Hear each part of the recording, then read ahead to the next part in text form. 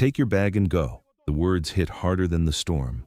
Vera Callahan stood frozen in the doorway of the farmhouse she had lived in for 38 years. 70 years old, widow for 11, every wrinkle in her hands had been earned inside these walls, raising her son, burying her husband, keeping the roof standing through winters that swallowed weaker homes whole. And now her daughter-in-law was pointing at the front steps like Vera was some stray dog that had overstayed its welcome. Lena's lipstick was perfect. Her voice was colder than the rain. This house is in Ethan's name now. The papers are signed. We talked about this. Vera slowly turned her eyes toward her son. Ethan stood in the hallway behind his wife, shoulders slumped, one hand shoved into his pocket, the other rubbing the back of his neck the way he always did when guilt was eating him alive. He couldn't even look at her. That hurt worse than the words. "Ethan," Vera said quietly. Her son swallowed. "Mom, it's only temporary, just until we figure things out." Temporary? The kind of lie weak men tell when they need to survive the next 5 minutes. Vera looked past him into the living room. Her husband's chair was still by the fireplace, the same chair where Daniel used to drink coffee at 5:30 every morning, the same chair where he died peacefully one winter dawn, telling her with his last breath, "No matter what happens, this home stays in the family." Now, the family itself was throwing her out. Lena stepped forward and shoved a folder into Vera's hands. Property transfer papers, county seal, legal, final. "You'll be more comfortable somewhere smaller," Lena said. "There's a motel near the highway." A motel? For the woman who had paid off half this mortgage with overtime hospital shifts and night nursing. Vera's fingers tightened around the folder. She could have screamed, could have begged, could have reminded Ethan, who sat beside his bed every night when pneumonia almost killed him at 9. But some humiliations cut too deep for noise, so she just nodded once, slow, silent, deadly calm. If you've ever watched someone choose silence because pain was too large for words, stay with this story. Because what Vera found before midnight would prove her son had been trying to come home for 27 years. But first, she needed somewhere not to die. The county auction yard sat 3 miles outside town behind a rusted chain-link fence and a sign half hanging off its bolts. Seized property, final liquidation. Vera only came because old Mrs. Hargrove from church had whispered about it after Sunday service. "Sometimes they auction off old storage units and containers for almost nothing," she'd said. "Better steel walls than no walls." At 8:40 that night, soaked to the bone and with nowhere else to go, Vera stood under the flickering floodlights among scrap dealers, salvage men, and bargain hunters who smelled opportunity in ruined things. The auctioneer slapped the side of the final lot. "Next up, lot 17. One 20-foot shipping container, seized 12 years ago, no title history, unknown contents." The crowd laughed. "Probably rats. Or a body. Maybe both." Vera looked at the container. It stood alone at the edge of the lot. Dark red once, now almost entirely rust. Rainwater streaked the steel like old dried blood. One side was dented inward. The doors were chained shut with a lock thick with corrosion, abandoned, forgotten, written off. Something in Vera's chest tightened. She knew what it felt like. "What am I bid?" the auctioneer called. Silence. $10? Nothing. The scrap men didn't want the transport fee. The salvage crews didn't like the damaged frame. The container sat there like something the world had already decided was worthless. Vera raised her hand. $5. The whole yard turned. The auctioneer blinked.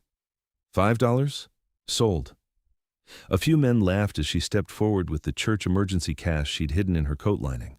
The receipt was damp in her trembling hands by the time the yard manager handed her the bolt cutters. "Lady," he muttered, looking at the storm, "whatever's in there probably ain't worth it." Vera looked up at the giant rusted doors. For $5, it didn't need to be worth anything. It only needed to keep the rain out.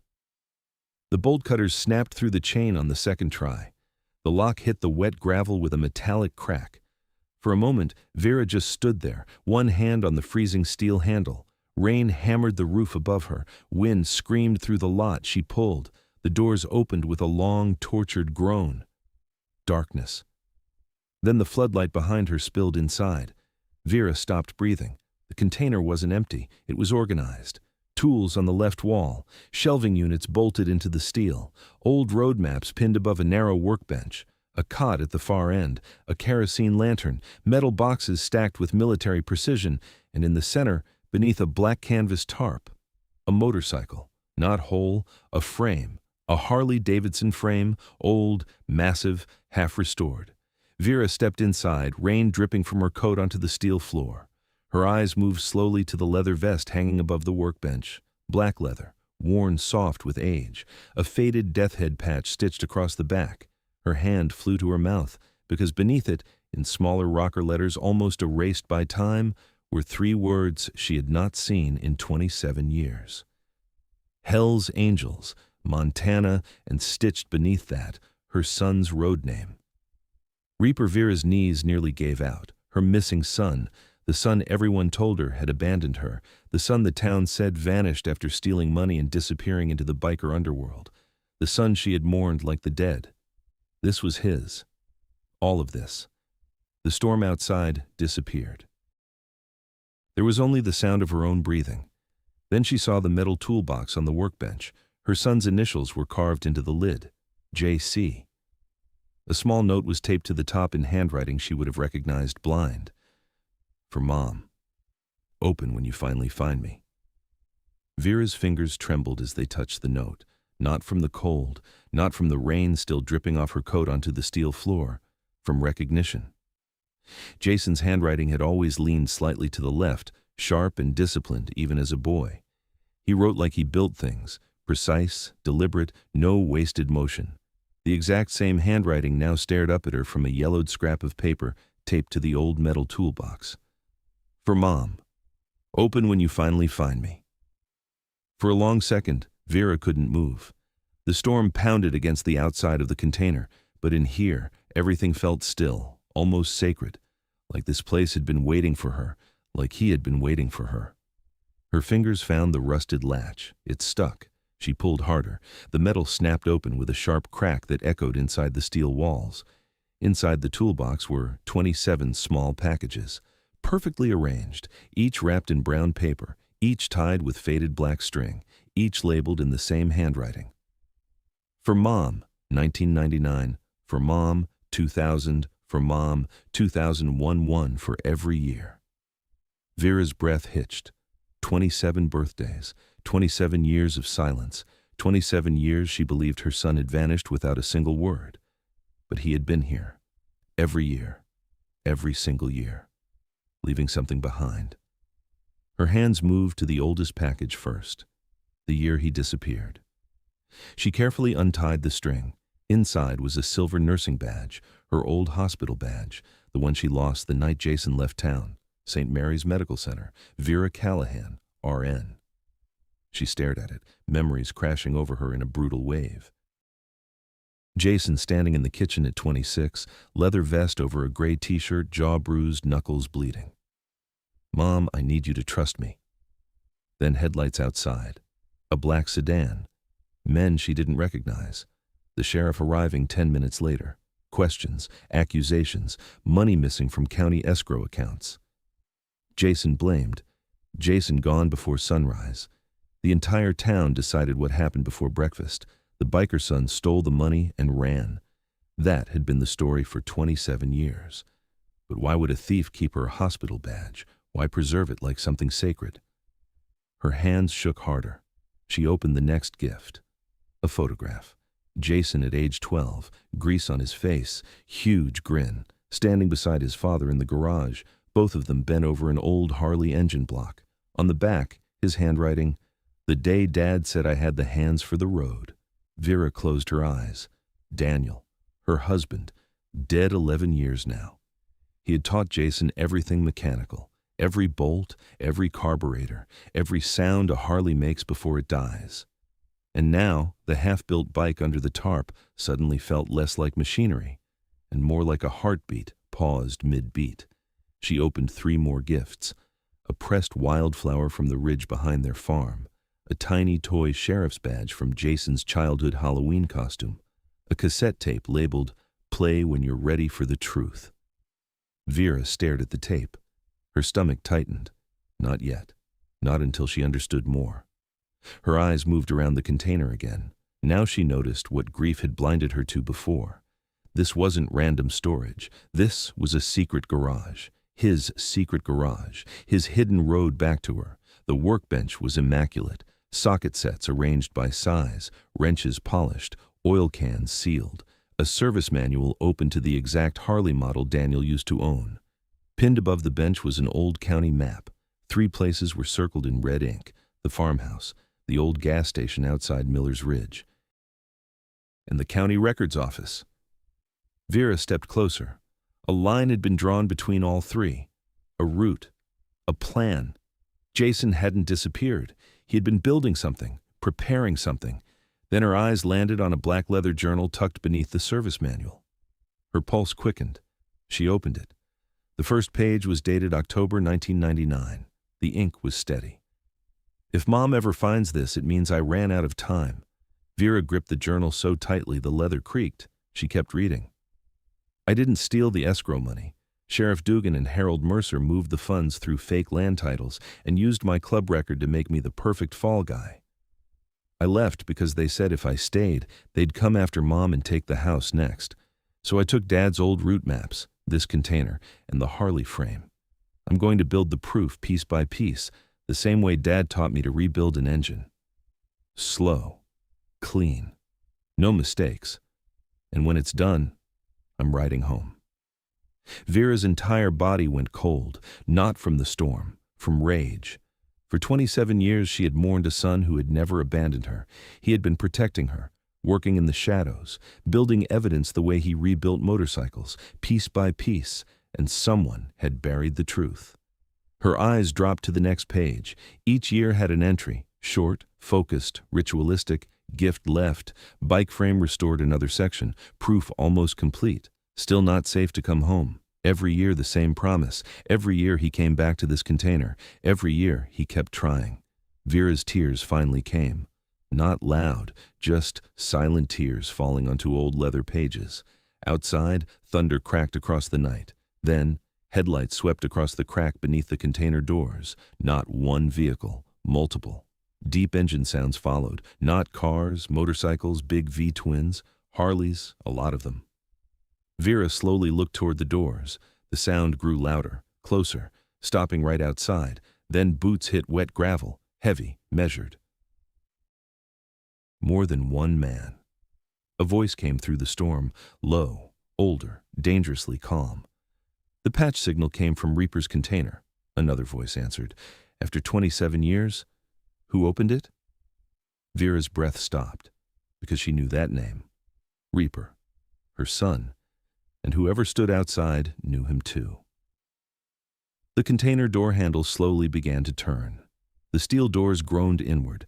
Cold night air rushed into the container, carrying rain, diesel, and the deep, unmistakable thunder of idling Harleys. Vera turned slowly. 6 men stood outside in the storm. Old-school riders, gray beards, leather cuts dark with rain. The kind of men who didn't need to raise their voices because violence had already done the speaking for them decades ago. At the front stood a man built like weathered stone. Late 60s, broad shoulders, silver beard cut close, a scar running from the edge of his eyebrow down into his beard line. Rain rolled off his black leather vest, but the patch on his back was still visible in the floodlights. Hell's Angels, Montana. Chapter President. His pale eyes moved once across the inside of the container, the half-built Harley, the maps, the journal, the opened gifts. Then they landed on Vera, and everything in his face changed. Not shock, recognition. He removed his gloves slowly. Mrs. Callahan? Vera's throat tightened. Yes. The man exhaled hard, almost like he'd been holding that breath for 27 years. My name's Mason Creed. The name hit her like something distant and half-buried. Jason had said it once, long ago, at the dinner table. Mason's the only one in the chapter I trust with my back. Vera looked at him more closely now, older, harder. But yes, she remembered him. The young biker who used to show up with Jason on summer nights, both of them covered in grease from rebuilding engines in Daniel's garage. Jason's friend, she whispered. Mason gave one slow nod. Brother. The men behind him lowered their heads, a sign of respect, of grief, of unfinished history. Mason stepped inside the container, boots heavy on steel. His eyes stopped on the Harley frame beneath the tarp. For the first time, the chapter president looked shaken. He really kept building it. Vera wiped her face. He came here every year? Mason stared at the bike. Every October. His voice dropped lower. Your birthday week. The words shattered something inside her. All those birthdays alone, all those candles blown out with one silent wish. Please let my son still be alive.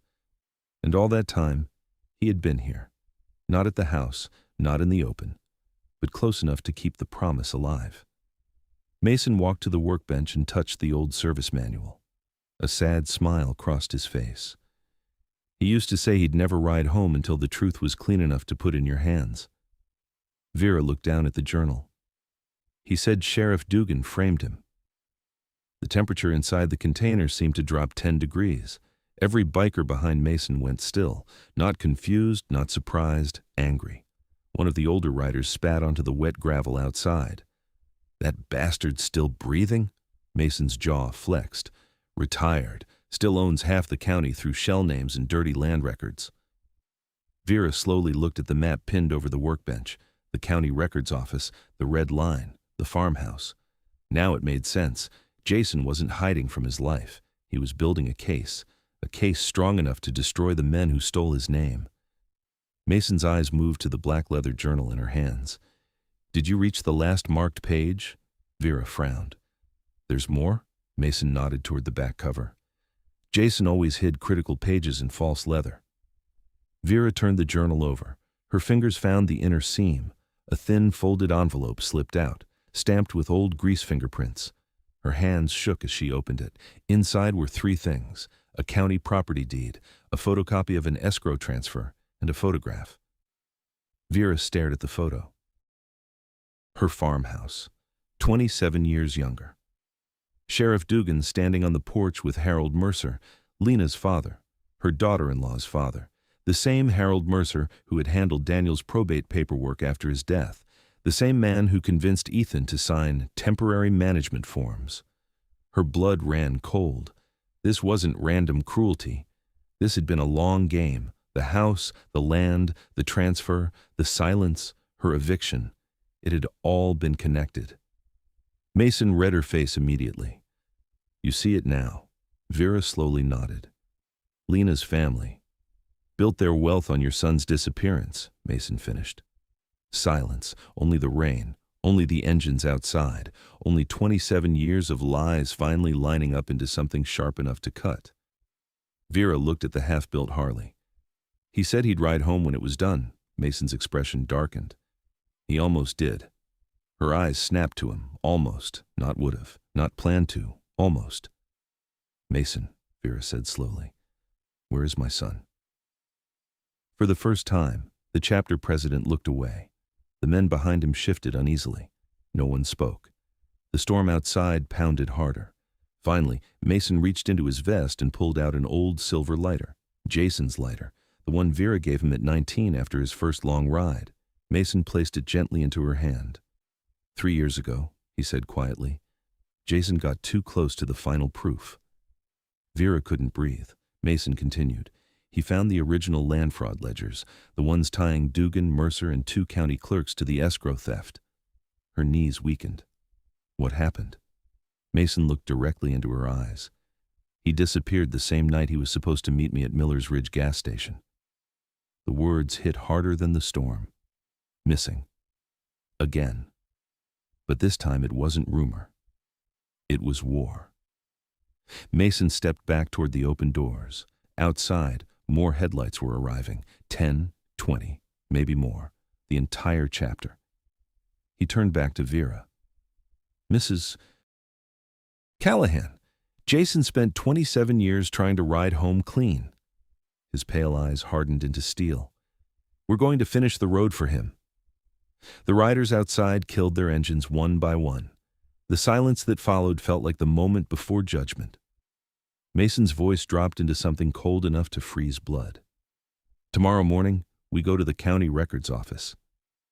Morning came gray and sharp over Miller County, the kind of cold dawn that made every sound feel louder.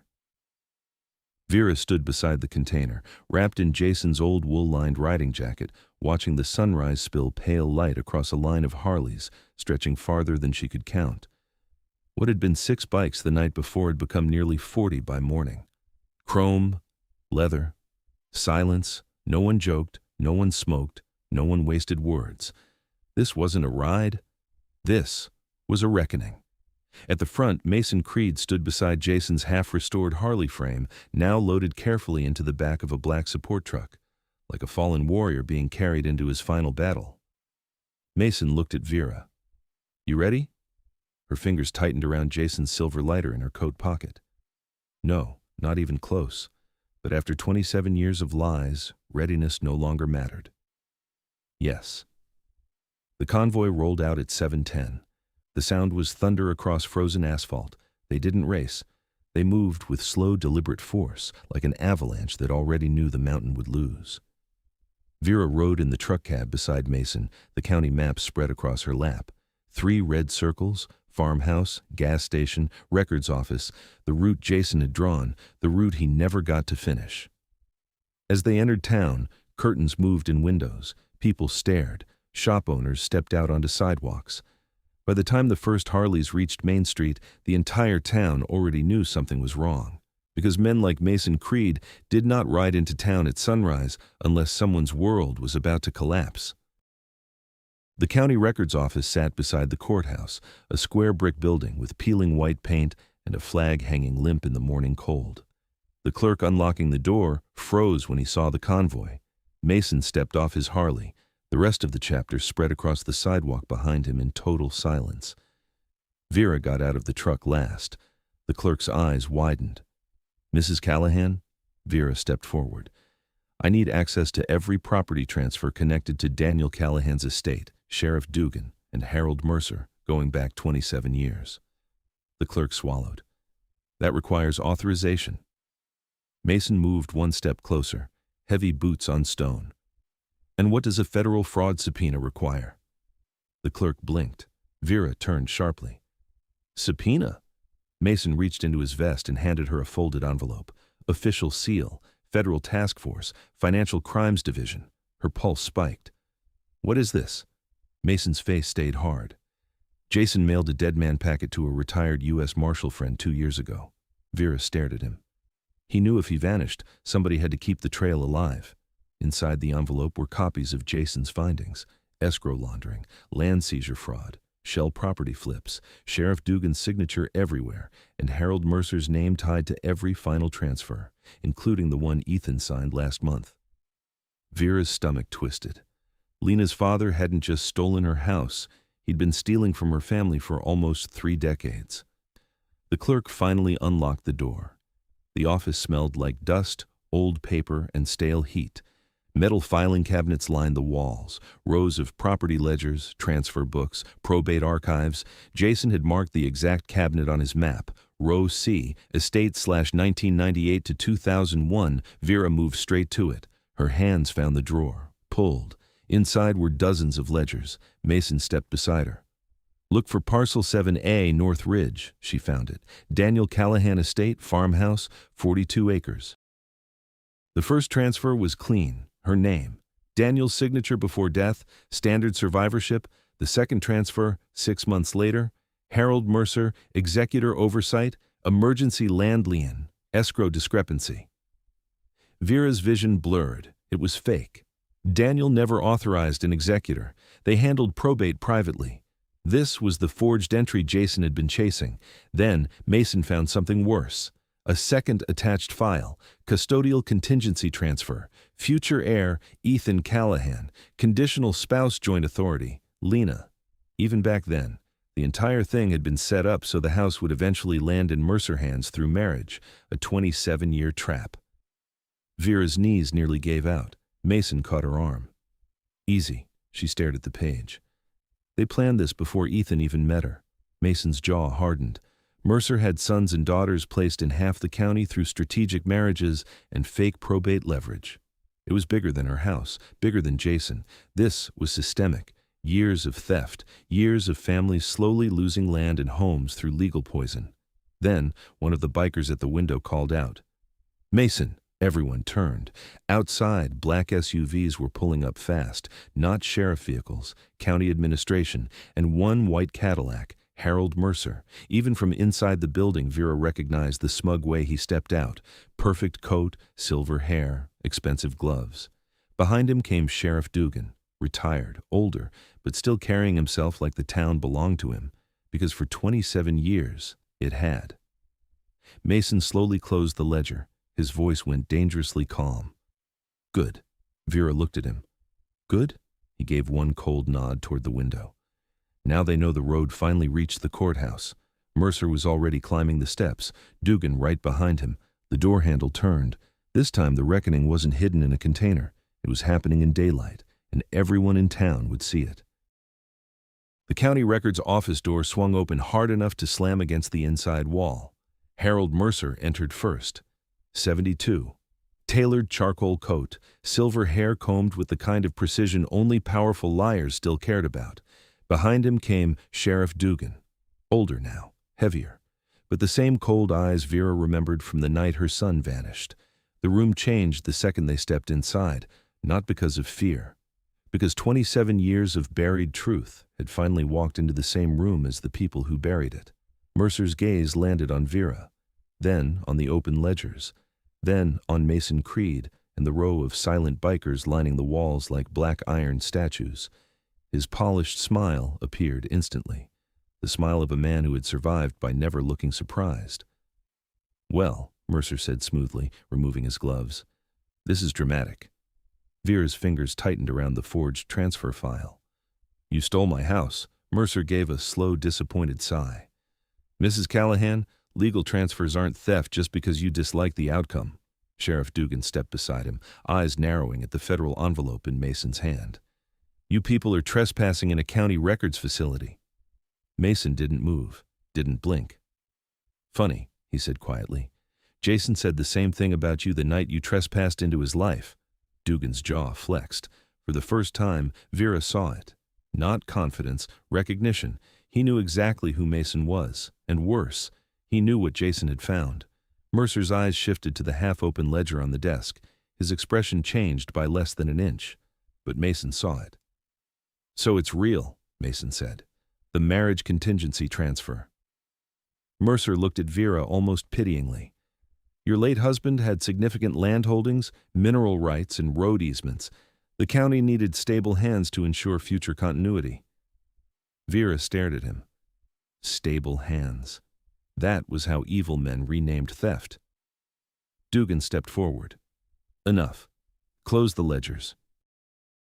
"Everyone leaves." One of the bikers near the filing cabinets laughed under his breath. Low, dangerous. Mason slowly pulled another document from Jason's dead man packet, a photocopy, a ledger fragment, original escrow routing numbers. Dugan's face drained. Mercer's polished mask cracked for the first time, because at the bottom of the page were 3 signatures: Harold Mercer, Sheriff Walter Dugan, County Clerk Irene Bell, and beneath them, Property Acquisition Contingency, Callahan North Ridge Parcel, dated 1 week before Jason disappeared. Vera felt the room tilt.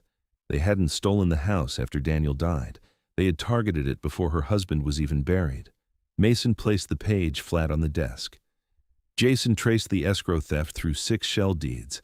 Everyone leads back to you." Mercer recovered fast. Men like him always did. Copies proved nothing. Vera's heart sank.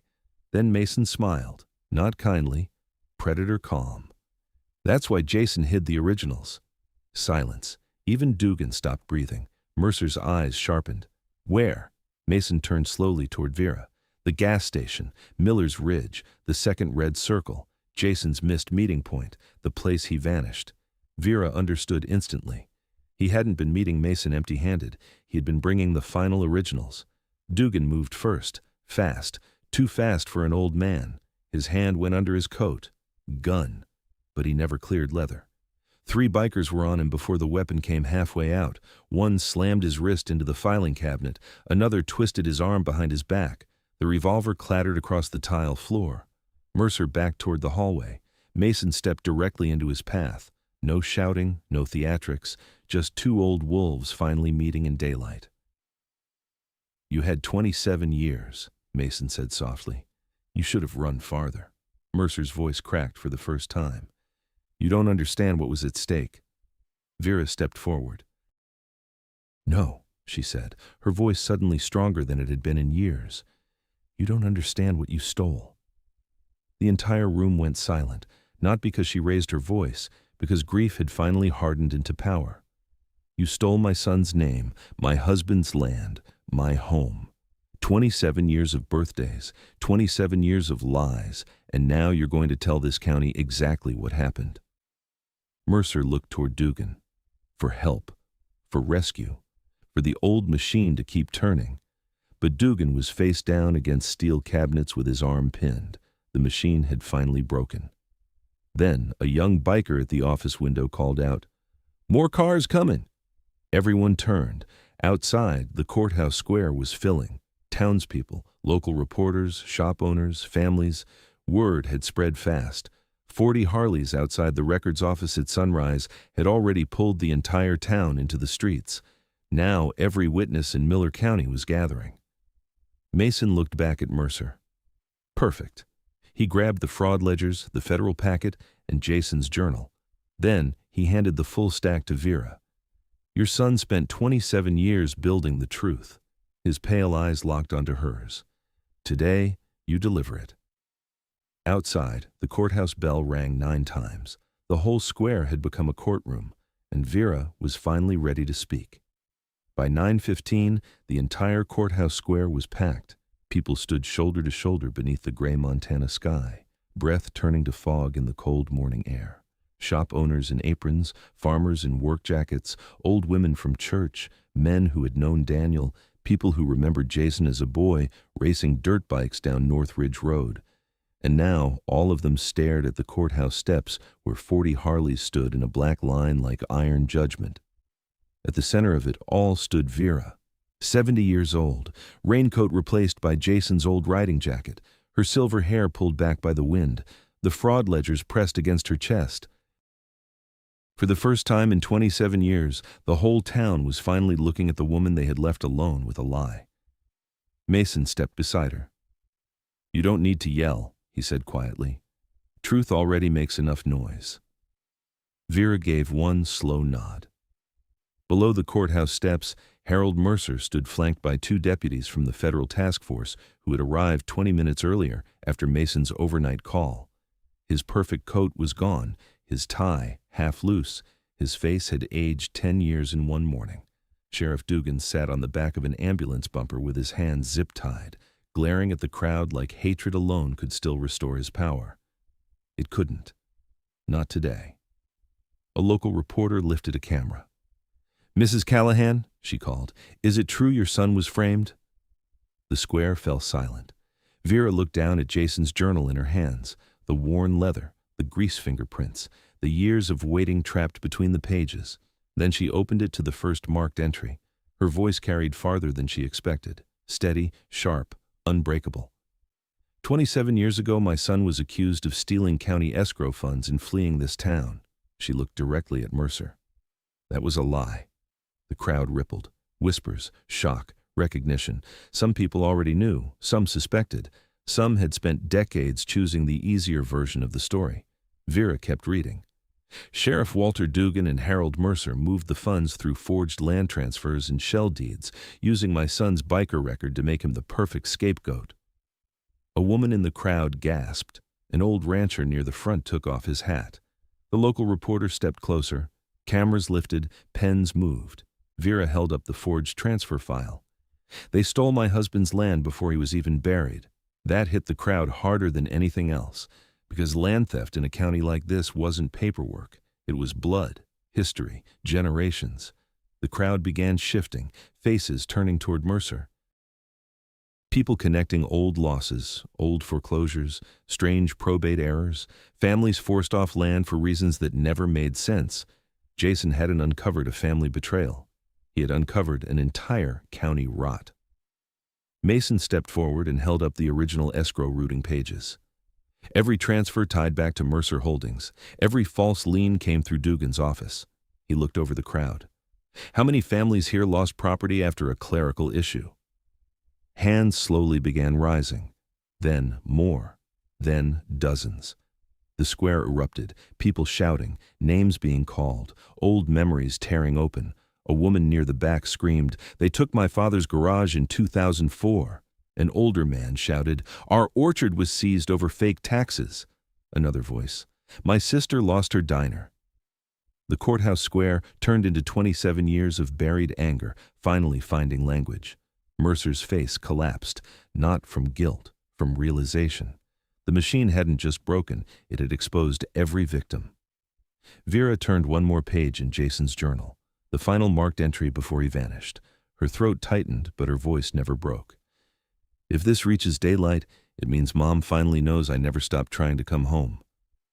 The entire square went silent. Even the reporters lowered their cameras for a second. Because now this wasn't about fraud. It was about a son who spent 27 years building his way back to his mother. Then, a federal marshal stepped onto the courthouse steps with a radio in hand. He looked directly at Vera. "Mrs. Callahan." Her heart stopped. The marshal held up a sealed evidence bag. Inside was an old motel key, stamped Miller's Ridge, room 8. Mason's expression changed instantly. The gas station, the second red circle, Jason's last meeting point. The marshal spoke carefully. "This was found in Harold Mercer's old storage records this morning, dated the night your son disappeared." Vera's fingers tightened around the journal. Room 8. Jason had made it to Miller's Ridge. He had reached the final stop. Mason looked at her. "Part of the road is still unfinished." Vera met his eyes. "Then we finish it." The chapter moved as one. Engines roared alive across the courthouse square. The crowd parted. This wasn't the ending. This was the ride to the truth Jason died trying to deliver. And whatever waited in room 8 had been buried for 3 years. The convoy tore out of the courthouse square like a storm finally given direction. 40 Harleys thundered across Miller County, black leather and chrome cutting through the cold morning air, the whole town watching from sidewalks and storefronts as the ride moved toward the edge of North Ridge. At the center of the formation rode Mason. Beside the support truck, Vera gripped the passenger handle with one hand and Jason's lighter with the other. Miller's Ridge, room 8. The motel key sat in her lap. 3 years buried, 3 years hidden, 3 years since her son came within one final reach of home. The old Miller's Ridge gas station appeared on the horizon at 10:02, half abandoned, one fuel pump boarded up, the diner windows covered in dust, the attached roadside motel sagging beneath years of neglect. Room 8 sat at the far end, door faded blue, curtains closed, the brass number hanging crooked. Mason killed his engine first. The rest of the chapter followed. The silence after 40 Harleys stopped was heavier than thunder. No one moved for a second. Then Vera stepped out of the truck. This part had to be hers. The gravel crunched under her shoes as she crossed the lot. Her 70-year-old body felt suddenly weightless, like the last 27 years had compressed into the 15 steps between her and that motel door. She slid the key into the lock. It turned, still smooth, like someone had oiled it, like someone expected this day. The door opened. The smell hit first. Dust, old paper, motor oil, and something else. Stale time. The room had been untouched, bed neatly made, curtains drawn, desk against the far wall, a tape recorder, 3 storage boxes, a black duffel bag, and on the bed, Jason's leather vest, folded perfectly. Vera stopped breathing. Mason came up beside her. "He made it here." Vera stepped into the room slowly. On the desk sat a handwritten note. "If this room is opened without me, play the tape first." Her hands shook as she pressed the play button. Static.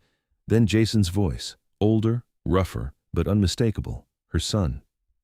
"Mom, if you're hearing this, then I ran out of road." Vera's knees buckled. Mason caught her before she fell, but she never looked away from the tape recorder. Jason continued. "I got the originals, Dugan's land ledgers, Mercer's fake probate files, everything's in the black duffel under the bed." Vera's eyes dropped. The bag, still there, still waiting. His voice on the tape cracked slightly. I wanted to bring it home myself, wanted to walk back through that front door clean. No lies, no shadows, just me and the truth. Tears blurred Vera's vision. The tape rolled on. But Mercer found out about the meeting. I don't know if I'll make it to sunrise. If I don't, Mason knows what to do. The chapter president slowly lowered his head. So that was it. Jason never failed to return.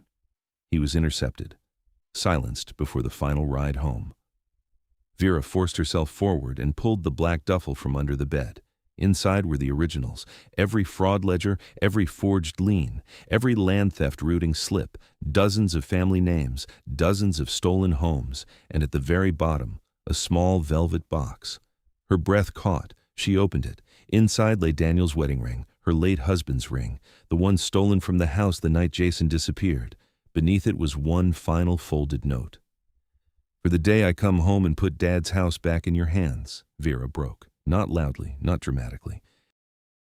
Just the devastating, silent collapse of a mother, finally touching the proof that her son had spent almost 3 decades loving her from the shadows. Then the tape clicked once more. Jason's voice returned. One final message. Mason, if she finds this, finish the bike. The whole room went still. Vera slowly looked up, at the doorway, at the Harleys outside, at the support truck carrying the half-restored frame from the container. Mason's pale eyes met hers. He knew this might happen. Vera wiped her tears. No. Her voice came out stronger than grief. He knew I would finish the road. Mason stared at her for a beat, then something rare crossed his face. Respect. The kind earned, not given. Outside, the chapter had already formed a half-circle around the support truck.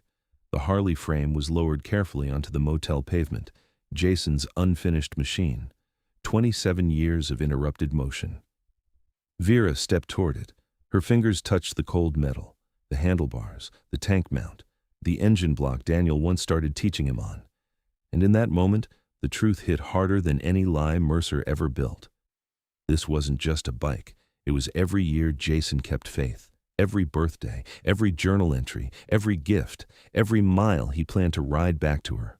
Mason's voice came low behind her. Tonight we rebuild, tomorrow we take you home. The entire chapter moved toward the bike. Tools opened, workbenches rolled out from saddlebags, chrome pieces laid down like surgical instruments, 40 bikers, one unfinished promise. And Vera stood in the middle of it, finally understanding. The road home had never died. It had only been waiting for her hands. They worked through the night. Under the dead motel lights of Miller's Ridge, 40 bikers rebuilt Jason Callahan's Harley the way men rebuild sacred things, with silence, precision, and the kind of loyalty that outlives blood. The cold Montana wind moved across the open lot, but no one complained. Socket wrenches clicked, chrome pieces locked into place, fuel lines were tightened. The old V-twin engine was lowered into the frame, with the same reverence men use when carrying a brother to his grave. Vera never sat down. 70 years old, hands stiff from age, eyes red from crying. But she stayed beside the bike from the first bolt to the final ignition wire, because this was no longer Mason's promise. It was hers. At 4:47 a.m., the last part went on. Jason's old black fuel tank, still scratched near the left edge from the crash he took at 22 on Ridgeback Road. Vera remembered bandaging that shoulder herself while he laughed through the pain. Bike's tougher than I am, Mom. Now the machine stood complete. Black, massive, beautiful. The chrome catching the first gray hint of dawn. Jason's Harley. Finally finished. Mason handed Vera the key, the exact same key Jason had cut 3 years earlier and left in the motel room drawer. Your road now, Mason said. Vera stared at the key in her palm. For 27 years she had lived inside the story other people wrote for her. The son who abandoned, the house she supposedly signed away, the life that was supposed to shrink into silence. Not anymore. At sunrise, the convoy rolled toward the farmhouse, this time not as a hunt, as a return. The whole county was waiting. By the time the Harleys turned onto North Ridge Road, dozens of vehicles lined the roadside. Families, reporters, people whose stolen land files had already begun surfacing overnight through the federal task force. What started as one family lie had become the largest county fraud collapse in living memory, and every road in it led back to the Callahan house. Lena stood on the porch when the convoy arrived, pale, shaking, her designer coat thrown over pajamas, Ethan beside her looking like a man who had finally realized weakness was also a choice. Federal vehicles already surrounded the property. Harold Mercer had confessed after seeing the original ledgers. Dugan was finished. 3 county clerks were already in custody. Dozens of fraudulent land deeds were frozen. The house was legally Vera's again before sunrise. Lena's voice cracked first. "Vera, please. I didn't know how far my father—" "Stop!" Vera stepped out of the support truck, the entire chapter lined behind her. She didn't raise her voice, didn't need to. "You knew enough to throw me into the storm." Lena's face collapsed. Ethan stepped forward. "Mom, I'm sorry." That word. Sorry. So small against 27 years. Vera looked at him for a long moment, then at the house. Daniel's chair still visible through the window. The porch rail Jason rebuilt at 17. The ridge where her husband taught her son to ride. This house had survived lies, greed, theft, and silence. Now it would survive the truth. "You can leave the key on the kitchen table," Vera said. Ethan lowered his head. No excuses, no defense, just the full weight of a weak man finally understanding what weakness costs. They left within the hour, not because the bikers threatened them, because truth had finally removed every place they could hide. By 9:30, Vera stood alone in her own living room. No, not alone. Mason entered carrying the final unopened gift from the container, the 27th one, the one Jason left 3 years ago. "For your last birthday he missed," Mason said quietly. Vera opened it with trembling hands. Inside was a cassette tape in a folded deed packet. The tape was labeled, "For the day Mom gets the house back." Vera pressed play. Jason's voice filled the room one last time. "Mom, if this one's playing, then the house is yours again." She covered her mouth. His voice softened. "I always knew the road would get you home, even if it couldn't get me there first." Tears rolled freely now. The second item in the box was the deed transfer Jason had prepared. Not to wealth, not to land expansion, not to money. A new title. Callahan Memorial Garage and Rider. Shelter her farmhouse garage. The container. The Harley. All of it legally converted into a non-profit roadside workshop and shelter for stranded riders, widows, and families displaced by the county fraud scheme. Vera stared at it. A second life. At 70. Not inheritance, purpose. Mason smiled faintly. He wanted the place to keep helping people. Vera looked out the front window. The restored Harley waited in the driveway. 40 bikers mounted behind it, the morning sun breaking gold across the chrome. For the first time in 27 years, the future felt bigger than the past. She walked outside. Mason offered his hand. Vera shook her head. Then, slowly, she swung one leg over Jason's Harley herself. The engine roared alive beneath her, strong, steady, alive.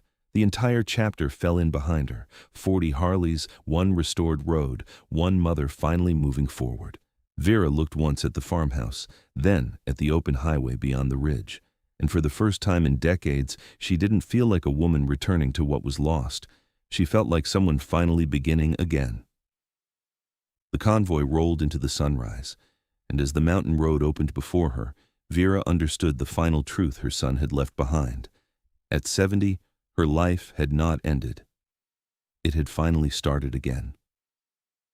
The end.